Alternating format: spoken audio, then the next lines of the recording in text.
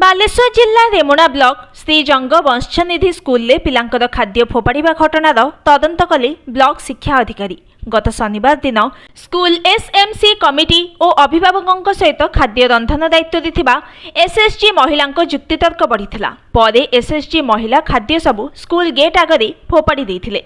तेबे आज ब्लॉक शिक्षा अधिकारी निजे स्कूल में पहुंची सबु किछि तदंत करने सहित खाद्यर मान परखिथिले। तेबे खाद्य कौन पई फोपड़ा जाइथिला से नहीं कारण दर्शाओ नोटिस मध्य देइछंती एसएसजी महिला को। तेबे आज एसएमसी कमिटी अभिभावक स्कूल शिक्षक शिक्षयित्री एसएसजी महिला और ब्लॉक शिक्षा अधिकारी बैठक पर पुनर्बार स्कूल में खाद्य रंधा आरंभ होइछि।